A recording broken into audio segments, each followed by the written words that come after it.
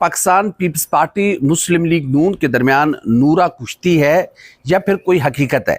ये नहरें बनवाना कौन चाहता है? क्या नून लीग बनवाना चाहती है और पीपल्स पार्टी उसको रुकवाना चाहती है, या फिर ये नहरें उनकी हैं जिनकी वजह से हमारे दरिया बहते हैं? आसिफ जरदारी साहब की बीमारी क्या जेन्युइन है या फिर ये पॉलिटिकल कोरोना है जो कि उनको लाक हुआ है? दरअसल पीपल्स पार्टी इस इशू से ना लड़ पा रही है ना पीछे हट पा रही है। मुस्लिम लीग नून क्यों इतनी उतावली हो रही है कि वो बेगानी शादी में अब्दुल्ला दीवाना वाला मामला, ये नहरें तो किसी और की हैं, ये रहल बहल, ये चहल पहल, ये सब कुछ ये तो किसी और का है। ये क्यों ऐसा सब कुछ हो रहा है? और पाकिस्तान मुस्लिम लीग नून और पीपल्स पार्टी के दरमियान जो लफ्जी गोलाबारी है, इसका इख्तिताम कहां तक होगा, इस पर अहम गुफ्तगू हम आपके सामने रखेंगे। पाकिस्तान और दुनिया भर में देखने और सुनने वालों को उल्फत मुगल का सलाम। पाकिस्तान पीपल्स पार्टी के को चेयरमैन और सदर मुमलिकत जनाब आसिफ अली जरदारी साहब इन दिनों अलील हैं और वो कराची में एक निजी अस्पताल में ज़ेरे इलाज हैं।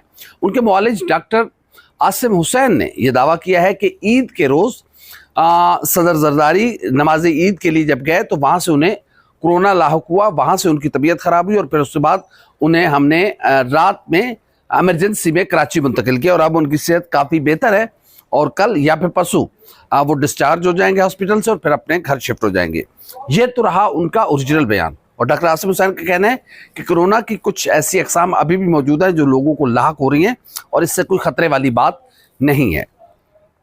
इसके अलावा पाकिस्तान पीपल्स पार्टी और मुस्लिम लीग नून के दरमियान लत्फी गोलाबारी जारी है और उस गोलाबारी में मुस्लिम लीग नून कुछ ज़रा बढ़ चढ़ के मामलात को सीधा करने की कोशिश कर रही है।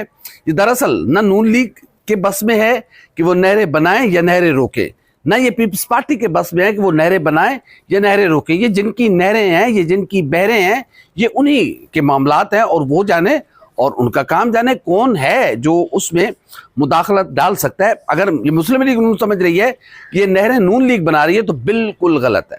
अगर ये पीपल्स पार्टी समझ रही है कि वो ये नहरें यूं रोक लेंगे तो ये भी गलत है। हाँ, अगर ट्रैक रिकॉर्ड देखा जाए तो पाकिस्तान पीपल्स पार्टी ने कालाबाग डैम रोकने के लिए उस वक्त कम्मू शहीद पर मोहतरमा बेनज़ीर भुट्टो शहीद ने धरना दिया था, लेकिन उस वक्त मोहतरमा बेनज़ीर भुट्टो शहीद थी जो परवेज़ मुशर्रफ के इस मंसूबे के सामने खड़ी हो गई और सिंध को बंजर होने से बचा लिया। अब दरिया सिंध से नहरें निकालने का जो मामला है, यकीनन इससे सिंध बुरी तरह मुतासिर होगा। पंजाब अपना पानी पूरा नहीं कर पा रहा तो वो कैसे चुलिस्तान को सैराब करने वाली नहरें जो हैं वो सिंध के पानी से नहीं सैराब होंगी।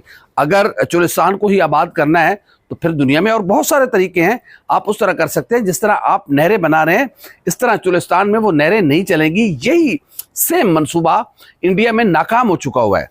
जो वहाँ का चुलिस्तान है, वहाँ का जो रेत का इलाका है, वहाँ पर ये मंसूबा नाकाम हो चुका हुआ है।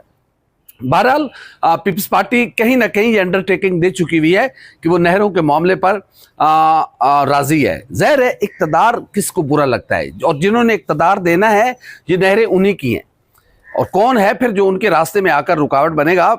मुस्लिम लीग नून पीपल्स पार्टी के साथ थोड़ी टसल ले रही है। अब देख रही है कि क्या पीपल्स पार्टी इस हद तक जा सकती है कि वो वफाक में मुस्लिम लीग नून की हुकूमत से अपनी सपोर्ट वापस ले लेती है और फिर उसके बाद सिंध हुकूमत भी ख़त्म हो सकती है। ये भी कहने वाले कह रहे हैं कि सिंध में गवर्नर राज लग सकता है क्योंकि एमकेएम को ऊपर लेके आना है। एमकेएम इस वक्त मुकम्मल तौर पर नहर वालों की पार्टी बन चुकी हुई है, तो जाहिर है ये सारी मामलात तो हैं।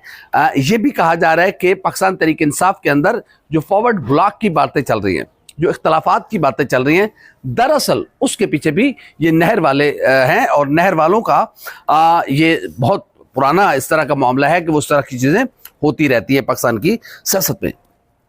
अब असल सवाल यह है कि क्या पीपल्स पार्टी इस हद तक जाएगी कि नहरों को रास्ता रोका जाए? अगर पीपल्स पार्टी नहरों का रास्ता रोकने में आगे नहीं आती, वे फॉरवर्ड नहीं लेती, तो फिर पाकिस्तान पीपल्स पार्टी के लिए सिंध में बहुत ज़्यादा मुश्किलात आ सकती हैं। क्योंकि मैं 15-20 साल सिंध में मैंने जर्नलिज्म किया है। सिंध के लोग पानी के मामले पे बहुत ज़्यादा टची हैं। इससे पहले भी जितने वाटर अकार्ड हुए, इवन के 92 का जो वाटर अकार्ड था वो मियां मोहम्मद नवाज शरीफ साहब की हुकूमत में हुआ, लेकिन कभी भी 92 के वाटर अकार्ड पर अमल दरामद नहीं हुआ।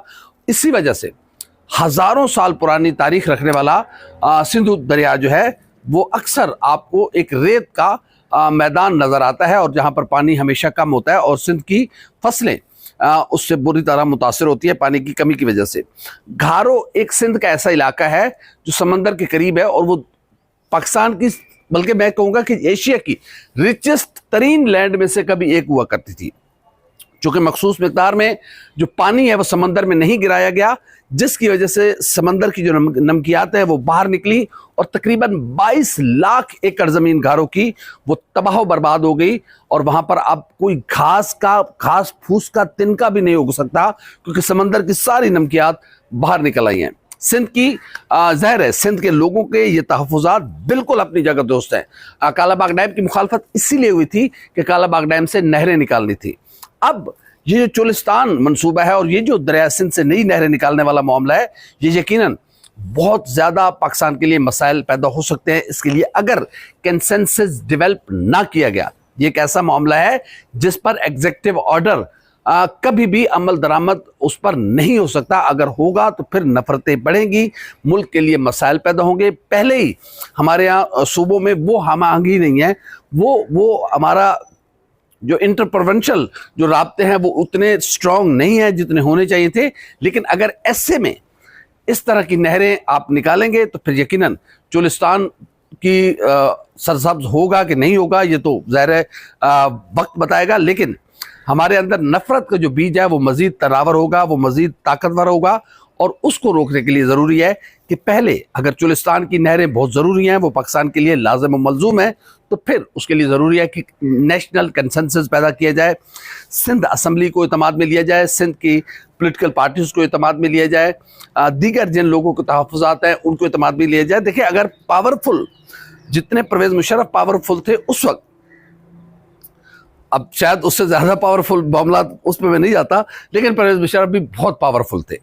परवेज़ मुशर्रफ चाहते हुए भी कालाबाग डैम की एक ईंट नहीं रख सकते थे, क्योंकि परवेज़ मुशर्रफ साहब को इस बात का इल्म था कि इसके बहुत ज़्यादा मनफी नताइज साबित होंगे।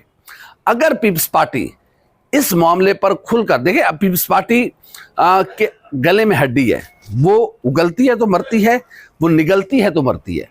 मुस्लिम लीग नून इस वक्त ज़ाहिर है ये पार्टियां अपना सब कुछ स्टेक पे लगा चुकी हुई हैं। मुस्लिम लीग नून के लिए प्लस पॉइंट यह है कि मुस्लिम लीग नून इस वक्त इक़्तिदार इंजॉय कर रही है। पीपल्स पार्टी के लिए वो प्लस पॉइंट नहीं है। पीपल्स पार्टी अपने चेयरमैन बिलावल भुट्टो जरदारी को भी वजारत उज़्मा पर ले जाना चाहती है, लेकिन अब अगर वो उस मामले पर चुप रहती है तो फिर सिंध में पीपल्स पार्टी का सफाया होने में कोई दूसरी राय नहीं है। इसी तरह मुस्लिम लीग नून अपना बहुत बड़ा नुकसान कर चुकी हुई है पंजाब में, और जिस हद तक नहर वाले हैं तो नहर वालों का कोई इल्म नहीं है कि वो कब क्या सोचें, कब क्या कर गुजरें, तो इसलिए नहर वालों की चलती आई है, लेकिन इससे पहले कालाबाग डैम वालों की नहीं चली थी। अब देखना यह है कि नहर वालों की चलती है या नहीं चलती। हमें लग रहा है कि आसिफ जरदारी की बीमारी भी पॉलिटिकल ये कोई डिजीज़ है और पॉलिटिकल कोरोना है। ज़ाहिर है आसिफ जरदारी सदर पाकिस्तान है, और ये भी हकीकत है कि सदर पाकिस्तान इस मामले पे कोई एग्जीक्यूटिव ऑर्डर नहीं दे सकते, क्योंकि सदर पाकिस्तान का एक सिंबॉलिकली ये ओहदा है, वो पाकिस्तान की मुसल्लह अफवाज के सुपर लीडर हैं, सुपर सरबराह हैं, और सदर पाकिस्तान एक सेरेमोनियल ओहदा है पाकिस्तान में, जहाँ पर एग्जीक्यूटिव ऑर्डर्स जो कंप्लीट पावर्स हैं वो वज़ीर आज़म के पास होती है, और ये ऑर्डर भी वज़ीर आज़म का पाकिस्तान जनाब शहबाज शरीफ साहब का है। और जिनकी नहरें हैं कौन उनको मना करे, तो नहरें बनेगी या नहीं बनेगी, लेकिन ये जो नूरा कुश्ती है ये अभी थोड़ी और बढ़ेगी। पीटीआई में भी अगर पीपल्स पार्टी वाकई सिंध बचाना चाहती है और पीपल्स पार्टी को स्ट्रॉन्ग पोजीशन लेती है, तो फिर ज़ाहिर है अगर पंजाब में लोग पुलिस घरों में घुस सकती है तो सिंध में भी घुसेगी। फर्नीचर तोड़ा जाएगा, बारियां तोड़ी जाएंगी, गिरफ्तारियां, ये वो सारा चलता है ना, पंजाब में हुआ है ना भाई, सिंध में भी हो जाएगा। लेकिन उसके लिए ज़रूरी है कि फिर पीटीआई में एक बड़ा फॉरवर्ड ब्लॉक बनेगा जो शहबाज हुकूमत को सहारा देगा। तो देखते हैं ये नहरें कितनी ज़रूरी हैं, और इस नहरों के पीछे जो सोच है वो कहाँ तक कामयाब हो पाती है या नहीं हो पाती। ग्रीन इनिशिएटिव ज़ाहिर है फूड सिक्योरिटी के इश्यूज़ हैं, बहुत सारे इश्यूज़ हैं, लेकिन जो हमारी ज़मीनें बंजर पड़ी हुई हैं, जो हमारी ज़मीनें गैर आबाद पड़ी हुई हैं, लाखों हज़ारों एकड़ ज़मीनें जो हैं वो पंजाब में गैर आबाद पड़ी हुई हैं, पहले आप उनको आबाद कर लें, फिर ये नहरें भी निकालने का कोई मसला नहीं है।